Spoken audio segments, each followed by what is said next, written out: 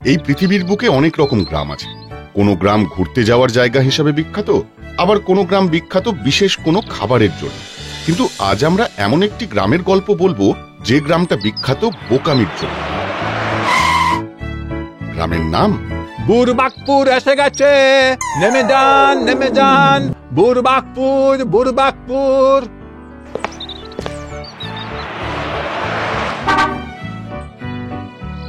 শুনেছি এই গ্রামে নাকি সবাই খুব বোকা। এদের জন্যই তো এনেছি আমার নতুন স্কিম, 10 দিনে পয়সা ডবল। এবার শুধু ওদের বোকা বানিয়ে নোট গুনবে এই কেষ্ট। কথাটা একদম সত্যি। এই গ্রামে সবাই বোকা। লোক ঠকানোর একটা আদর্শ জায়গা এই বুরবাকপুর।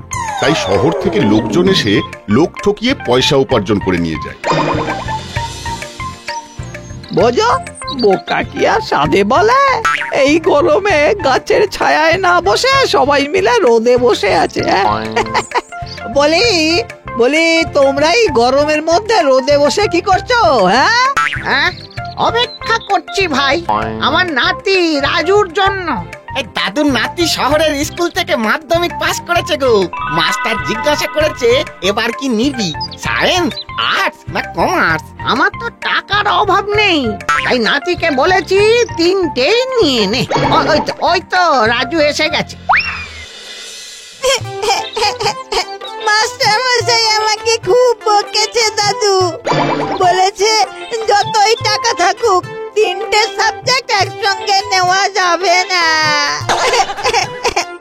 এ কিন্তু অন্যায়। আমাদের কিসে কমতি আছে শুনি? কেন বুদ্ধি? কি বললি? আমরা বোকা? আরে বোকা কখন বললাম দাদু?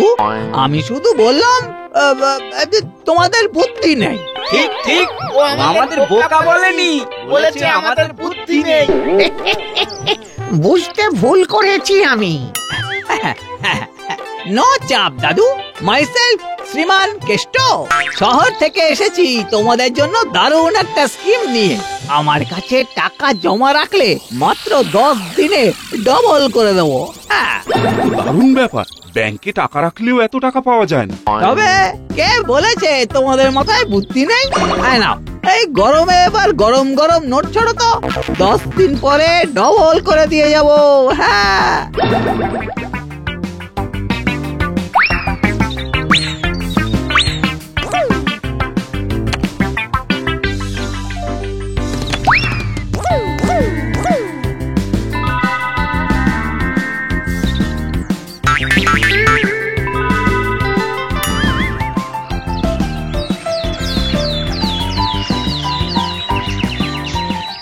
10 দিন হয়ে গেল, কেসটা তো এখনো এলো না।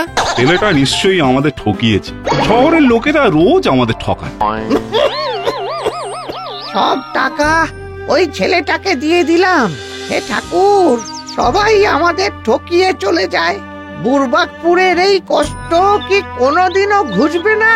উত্তর দাও ঠাকুর, উত্তর দাও। এই দেখো কাণ্ড, ঠাকুরের কাছে উত্তর চাইলাম আর ঠাকুর আমাকে রোদ চশমা দিল। এটা কোনো সাধারণ চশমা নয় মানু। এই চশমা দিয়ে দেখলে তুই সত্যিটা সব সময় চোখের সামনে দেখতে পাবি, ধরে ফেলতে পারবি সবার চালাকি। তবে মনে রাখি, এই চমৎকারী চশমার আয়ু মাত্র 1 মাস। হ্যাঁ, এই শুনলে তোমরা শুনলে ঠাকুর কি বললো? কই না তো। ঠাকুর বললেন এই চশমা চোখে দিলে সব সত্যি দেখতে পাবো, আমাদের আর কেউ ঠকাতে পারবে না। বোঝো, যত সব আজগুবি কথা। যাই, এখন বাড়ির অনেক কাজ বাকি। একদম মিথ্যা কথা বলবি না, তুই তো বাড়ি গিয়ে ঘুমানোর তাল করছিস। আরে, এ তো সত্যি সত্যি চমৎকার হয়ে গেছে। দাদু সব সত্যি দেখতে পাচ্ছে। দাদু থাকতে আমাদের কেউ ঠকাতে পারবে না। মানু দাদু জিন্দাবাদ, মানু দাদু জিন্দাবাদ, মানু দাদু জিন্দাবাদ জিন্দাবাদ জিন্দাবাদ। প্রিয় গ্রামবাসীরা, এইবারের ভোটে আমি জয়ী হলে বুরবাকপুরে পাকা রাস্তা হবে, জল পাওয়া যাবে 24 ঘন্টা। তাই দলে দলে আমাকেই ভোট দেবেন। মিথ্যে মিথ্যে সব মিথ্যে। এই এই কে বললো এটা? মানু দাদু চোখে চমৎকারী চশমা দিয়ে দাদু এখন সব সত্যি দেখতে পায়। দাদু ধরে ফেলেছে আপনার মিথ্যে। আমরা আপনাকে ভোট দেব না। হ্যাঁ হ্যাঁ হ্যাঁ, দেব না। আপনি আমাদের ঠকাচ্ছেন। আহা, আচ্ছা বেশ, মুখের কথায় বিশ্বাস না হলে আমি আমার প্রতিশ্রুতি কাগজে লিখে সই করে দিচ্ছি। হ্যাঁ সে বরং ভালো, এতে প্রমাণ থাকবে। এবার খুশি তো? তাহলে ভোটটা হ্যাঁ হ্যাঁ আপনাকেই দেব।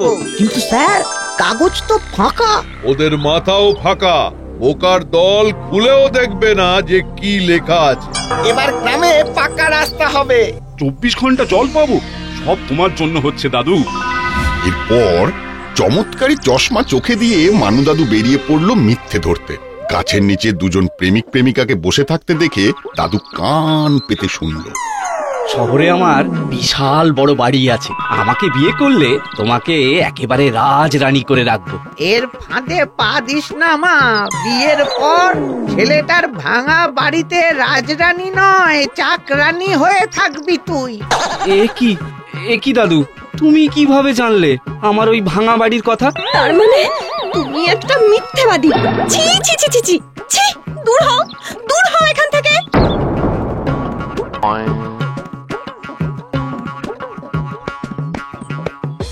স্ত্রীকে বলা স্বামীর মিথ্যে, পুলিশকে বলা চোরের মিথ্যে, এদিকে মিথ্যে ওদিকে মিথ্যে। এত মিথ্যের মাঝে সত্যি চেনার একটাই উপায়, এই চমৎকারী চশমা। তাই দাদু কিছুতেই চশমাটা চোখ থেকে খুলল না। দেখতে দেখতে কেটে যায় আরো কয়েকটা দিন। শহরের লোক এখন সমঝে চলে বুড়বাকপুরকে। লোক ঠকাতে এলেই চশমার জোরে দাদু দেখে ফেলে আসল সত্যি। তা বলে লোক ঠকানো বন্ধ হয় না এই গ্রামে। বোকাদের ঠকাতে নিত্য নতুন ফন্দি খাটায় শহরের লোকজন। এদিকে মানু দাদুর সত্যি দেখার নেশায় গ্রামবাসীরাও বিরক্ত। কত ঘর ভেঙে গেল, কত সত্যি বেরিয়ে এলো এই কদিনে।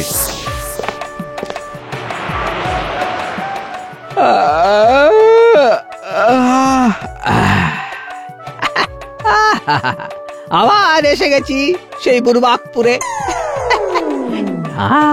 তবে আমাকে চিনে ফেললে আবার মারের চোটে বৃন্দাবন পাঠিয়ে দেবে।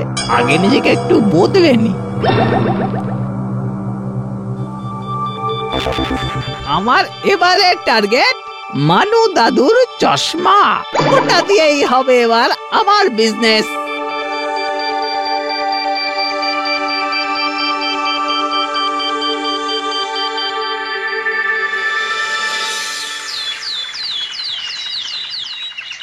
বলো কি বাবা, এই চশমার ভাড়া প্রতি মাসে 20,000 টাকা। ইয়েস দাদু, চশমা তোমার চোখেই থাকবে, শুধু সত্যিগুলো আমাকে কানে কানে বলবে, পাঁচ কান করবে না। এই দেখো একেবারে কর করে নোট এনেছি। ভাড়া দিয়ে দাও দাদু, মাসে 20,000 অনেক টাকা। এই ভাড়ার টাকা দিয়ে গ্রামের উন্নয়ন হবে। পাকা রাস্তা হবে, গ্রামে কল বসবে, গ্রামের হাল ফিরবে। কিন্তু কিন্তু তুমি যে আমাদের ঠকাচ্ছ না, বুঝবো কি করে? ঠিক আছে, এই দেখো এগ্রিমেন্ট পেপার, এখানে স্পষ্ট লেখা আছে আমি মাসে 20,000 টাকার বিনিময়ে দাদুর কাছ থেকে চশমাটা ভাড়া নিচ্ছি। এবার থেকে কিন্তু সব সত্যি দাদু শুধু আমাকে বলবে, ঠিক আছে? দাদুকে দিয়ে সত্যি দেখার বিজনেস করবো এবারে। কিন্তু ঠাকুর তো বলেছিলেন এই চশমার আয়ু 1 মাস। আজই তো মাসের শেষ, কাল থেকে তো আর এই চশমা দিয়ে সত্যি জিনিস দেখতে পাবো না। হ্যাঁ, এই না না না না, তাহলে তো এই চশমা আমাকে ফ্রিতে দিলেও নেব না। যাক বাবা, দাদু আর সত্যি দেখতে পাবে না। তার মানে আমাদের দাদু আবার আগের মতন হয়ে গেছে। বুঝো কেমন বোকা এরা, সই করে টাকাটা নিয়েই তো কথাটা বলতে পারতো। এটাই অবশ্য অন্য গ্রামের সঙ্গে বুড়বাকপুরের তফাৎ।